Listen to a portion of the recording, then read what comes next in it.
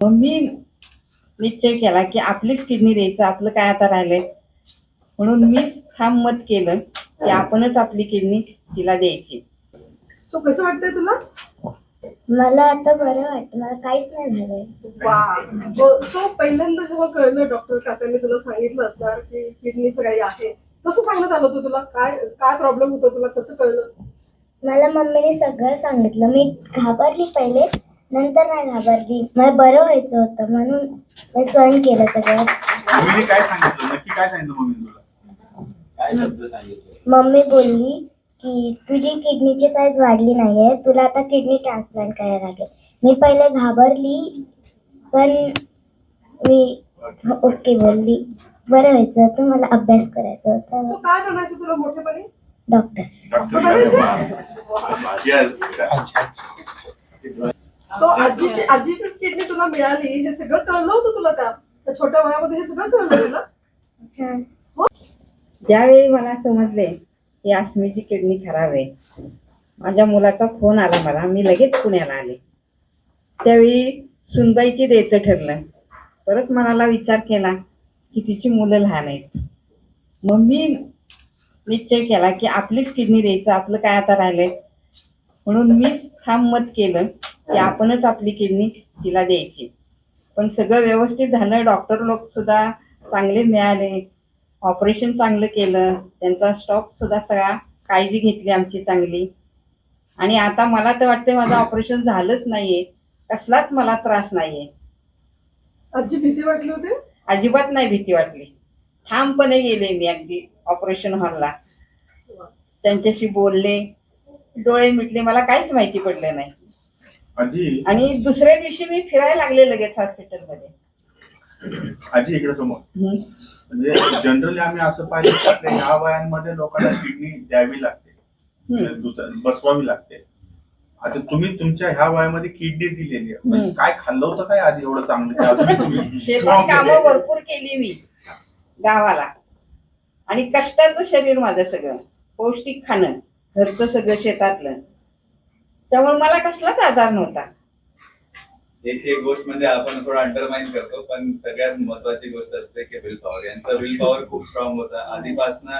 कधी जेव्हापासून आपण सर्जरीची डिस्कशन करतो, त्यांनी कधी म्हणजे असं संदेह काय डोक्यात ठेवलं नाही, काय त्यांना भीती नव्हती की बाबा काय हे. ते एकदम निवांत गेले ऑपरेशन थिएटर मध्ये, आणि आल्यानंतर पण ते असं म्हणजे त्यांचं रिएक्शन असं झालं, पण असं मला कळालं पण नाही, असं म्हणजे त्यांचं रिएक्शन होतं. छोट्या वयामध्ये किडनी खराब होण्याचं काय रिझन्स आहे? त्याला आपल्याला कारण काहीच सापडलेलं नाही. आपण तिला इव्हन जेनेटिक टेस्टही केल्या, तिच्यासाठी ब्लड टेस्ट होत्या, जेवढ्या शक्य होत्या सगळ्या टेस्ट केल्या, पण कुठल्याच टेस्ट मध्ये आपल्याला सापडलं नाही.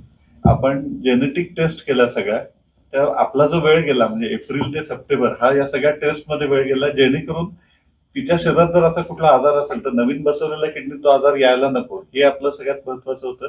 पण जेनेटिक टेस्ट सगळ्या निगेटिव्ह आल्या. इव्हन आजींच्या पण जेनेटिक टेस्ट केल्या.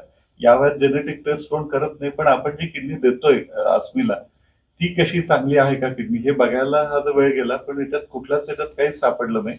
तर फ्रँकली सांगायचं तर कारण काहीच माहित नाही आपल्याला. आणि हा आजार जोपर्यंत 3 हिमोग्लोबिन झाला म्हणजे हा बरेच वर्ष अस्मीच्या शरीरात आजार होता. हा केव्हा डिटेक्ट झालं की तिला आता डोनेटच करण्याशिवाय पर्याय नाही? जेव्हा ती ऍडमिट झाली होती, दम लागत होता आणि ताप आला होता म्हणून ऍडमिट झाली होती, तर तेव्हा आपल्याला प्रथम दर्शनी वाटलं की निमोनिया असेल किंवा लंग इन्फेक्शन असेल. पण एक्सरे सगळे नॉर्मल होते, बाकी सगळ्या गोष्टी नॉर्मल होत्या. इन्फेक्शनचं असा फ्रँक एव्हिडन्स कुठला नव्हता.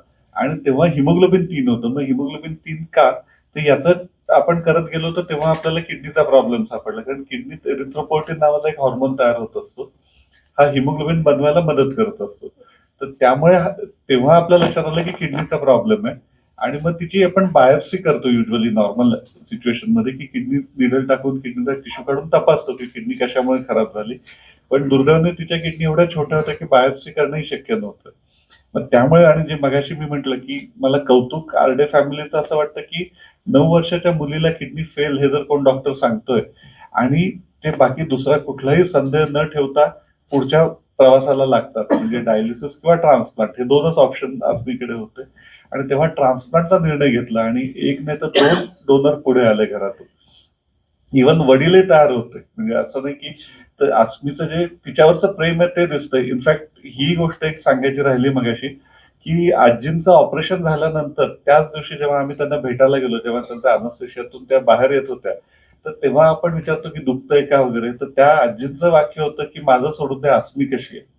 म्हणजे डोनेट केल्यावर सुद्धा जर त्यांचं हे वाक्य आहे, तर हे बॉन्ड आपल्याला दिसून येतो. सो याच्यामध्ये अख्खी किडनी द्यायला लागली टिश्यू वापरले, कसं होतं हे ऑपरेशन? नाही, अख्खी किडनी देतो, कारण काय आपण त्याच्यासाठी एक स्कॅन करतो. स्कॅन मध्ये डाव्या किडनीचं काम किती, उजव्या किडनीचं काम किती, दोन्ही तपासतो. नंतर त्या स्कॅन मध्ये आपल्याला हे लक्षात येतं की एकच किडनी जर अस्मीच्या आईच्या शरीरात, आजीच्या शरीरात राहिली, डोनरच्या शरीरात, त्यांचं पुढच्या आयुष्यात त्यांना एकाच किडनीमुळे वर जगता येईल का, आणि हे जेव्हा कन्फर्म होतं तेव्हा मग आपण पुढच्या प्रोसेस करतो. सो किती डिफिकल्ट होतं, किती रिस्क होती ह्या सर्जरीमध्ये? सो नॉर्मली हे सर्जरी लो रिस्क सर्जरी असते, म्हणजे ज्याच्यात आपण म्हणतो लेस दॅन 1 to 5%, पण यांचं वय जास्त असल्यामुळे थोडंसं रिस्क त्याच्यामुळे जास्त होतं. आणि हे सोडूनही म्हणजे देर वर सर्टन सर्जिकल प्रॉब्लेम्स, जसं यांचं बोन्स थोडेसे म्हणजे वीक असतात या वयात, म्हणून ते आपल्याला ऑप्टिमल पोझिशनिंग जे आपण सर्जरीसाठी जे पोझिशन मध्ये आपण सर्जरी हे करतो ते यांना द्यायला पण जमत नव्हतं. सेकंडली त्यांचे स्टेचर पण थोडं शॉर्ट असल्यामुळे आपल्याला जे पोटात जेवढी जागा आपण यूज करतो ते जागा पण थोडी कमी होती. So that way it was a complex surgery in these manners. Luckily म्हणजे हे होतं की जेव्हा आपण किडनीची डोनेशन सर्जरी, जे आपण डोनर सर्जरी करतो, तेव्हा आपण बघतो की वेसल्स किती आहेत. लकीली यांच्यात वेसल्स सिंगल वेसल्स होते, तर म्हणून that way it was anatomically it was a easier surgery. But because of patient non modifiable factor, height आणि age, bone density being on the lower side, ते त्याच्यासाठी ते थोडं सो कॉम्प्लेक्स होतं. अस्मीच्या केसमध्ये ती छोटी एज छोटं आहे, हा. किडनी किती डॅमेज होती, म्हणजे कसं तुम्ही ह्या डिसिजनला पोहोचवलं पॅरेंट्सला? सो किती डॅमेज होतं किंवा काय? किडनी जेव्हा लक्षात आलं तेव्हा कम्प्लीट डॅमेज झाली होती किडनी. तरी तिला युरिन येत होती, तर त्या युरिनला क्वालिटी नव्हती, फक्त पाणी निघत होतं. जे टॉक्सिन्स शरीरातून बाहेर पडायला पाहिजेत ते टॉक्सिन्स बाहेर पडत नव्हते, त्यामुळे युरिया क्रिएटिनचं प्रमाण खूप जास्त झालं होतं. आणि हे शरीरातला ऍसिड वाढल्यामुळे तिचा दम वाढला होता. शरीरातलं तिचं जेव्हा हिमोग्लोबिन कमी झालं म्हणून दम लागत होता. जेव्हा आपण त्याचं हिमोग्लोबिन बिल्ड केलं, डायलिसिसद्वारे ऍसिड आपण काढायला लागलो, त्याच्यानंतर अस्मी स्टेबल झाली. सो ही फर्स्ट अशी सर्जरी जी खूप छोट्या पेशंट वरती करावी म्हणजे झाली आपल्याकडे, कसं आहे? या हॉस्पिटलमध्ये पहिलं पिडियाट्रिक ट्रान्सप्लांट केलं आपण. आणि नॉर्मली पिडियाट्रिक ट्रान्सप्लांट मध्ये आई वडिलांची किडनी आपण वापरतो, इथं आजीची किडनी वापरली. म्हणजे हा जो गॅप आहे, आता आजीचं वय आज 65 वर्षे, अस्मीचं वय आता 9-10 वर्षे. अस्मी पुढे जर तिचं आयुष्य 70 ते 80 वर्ष जरी आपण पकडलं, तर आजीची किडनी 65+70 असे तेवढे वर्ष ती चालणार आहे अस्मीच्या शरीरात. टेक्निकली पण ती चालू शकते का? चालू शकते. म्हणजे आतापर्यंत जे भारतातले जे आहेत ते 35 ते 40 वर्षाचा डेटा आहे आपल्याकडे. पण भारतात ट्रान्सप्लांट साधारण 1975 ते 80च्या दरम्यान चालू झालं. आणि त्यावेळेसचे जे औषध होते ते एकदम प्रिमिटिव्ह स्टेजमध्ये होते. आज जे आपल्याकडे औषधं अवेलेबल आहेत, हे जर त्या काळात अवेलेबल असते तर अजून त्या भरपूर किडन्या चालल्या असतात. तर त्यामुळे आत्ताचं एक्सपेक्टेशन असं आहे की आता किडनी म्हणजे जे हाफ लाईफ जे किडनीचं वाढत चाललेलं आहे, तर कदाचित त्या 50, 60, 70 वर्ष सुद्धा या किडनी चालू शकतील, असा एक अंदाज आहे आपला. किडनी ट्रान्सप्लांट करताना ठीक आहे, जरी डोनर जरी घरचा असला तरी त्याला लिगली खूप कॉम्प्लिकेशन्स असतात, खूप परमिशन्स आणि हे असतात. तर मग आपल्या केसमध्ये त्याच्यामुळे डिले झाला असं काय आहे का, कशा काय झालं त्यावेळेस? नाही, डिले हा जो आहे हा सगळ्या टेस्टमुळे झाला, जे जेनेटिक टेस्ट वगैरे. लिगली नाही, लिगली काय नाही, कारण घरातलंच आहे. तर याच्या वेळेस आपण काय करतो की आजी आजोबा, कायद्याने आपल्याला काय अलाउड आहे, जो ह्युमन ऑर्गन ट्रान्सप्लांट ऍक्ट आहे त्यानुसार आजी आजोबा, आई वडील, पती पत्नी, बहीण भाऊ, मुलगा मुलगी हे जे क्लोज रिलेशन आहेत ते डोनेट करू शकतात. आणि याच्यासाठी हॉस्पिटल बेस्ड कमिटी असते, हॉस्पिटलमध्येच येतं. या रिलेशनच्या वरती काही गेलं तर ते गव्हर्नमेंटकडे पाठवावं लागतं, जसं ससूनला पाठवावं लागतं.